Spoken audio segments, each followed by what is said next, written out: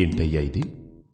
మిమ్మల్నే నా పేరు తలుచుకొనగాని ఏ పని మొదలుపెట్టరు, కానీ నన్నే అవమానిస్తున్నారే.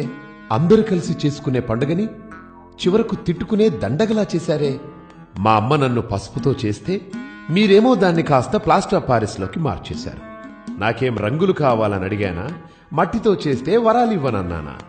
వేదాలలో నన్ను బ్రొటనవేలంత చేస్తే చాలని చెబితే మీరేమో మీ చిత్తం వచ్చినట్టు నా ఎత్తు పెంచేస్తున్నారు. నాకు నాతోటే పోటీ పెడతారా?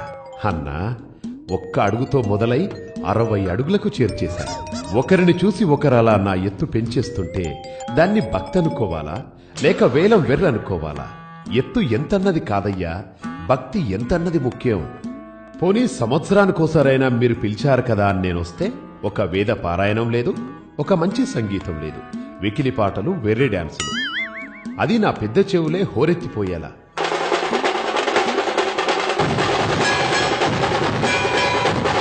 పాపం నా మూషికడు ఆ పాటల హోరికి పారిపోతున్నాడు కూడా.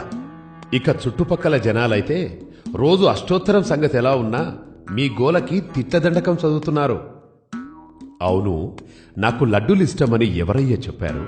నేను ఉండ్రాళ్ళకి బ్రాండ్ అంబాసిడర్ని కదా. మరి ఆ లడ్డూలేంటి, వాటి సైజులేంటి, పైగా ఆ వేలం పాటలేంటి? అసలు నా కథ, నా రూపమే కాదు, నా ప్రసాదం కూడా మార్చేస్తారా? ఆ విష్ణుమూర్తికి 10 అవతారాలే, కానీ నాకెన్ని పెట్టారు?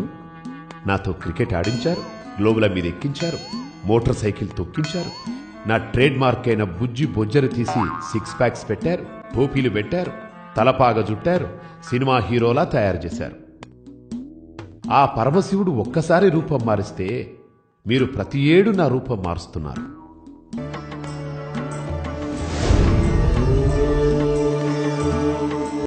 అసలే ఇరుకు రోడ్లు, గతుకుల సందులు, వీటితోనే ట్రాఫిక్ జామ్లవుతుంటే నా పండుగ పేరుతో వాటిని ఇంకాస్త పెంచేలా రోడ్ల మీద ఆ ఊరేగింపులేంటి, ఆ డాన్సులేంటి? జనాలు ఇళ్లకి చేరలేక నన్ను తిట్టుకుంటున్నారయ్యా. నిన్నటికి నిన్న సిటీ మొత్తం చెట్లకు చెట్లే కొట్టేస్తున్నారు.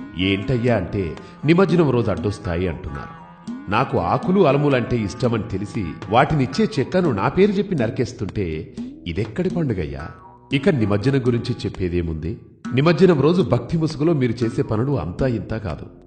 నా విగ్రహం వెనకాల క్వార్టర్ బాటిళ్ల కేసులు, గుడంబా క్యాన్లు, నా విగ్రహం ముందు తాగి తూలుతూ వికృత విన్యాసాలు, హోరెత్తే డ్రమ్ములు, మైకుల రణగొన ధ్వనులు, తాగి మైమరిచి మీరు వేసే కేకలకి మీ నోటి నుండి వచ్చే గుడుంబా తుంపర్లు పన్నీరుగా నా మీద చిలకరిస్తూ నన్ను ఊరేగిస్తున్నారు.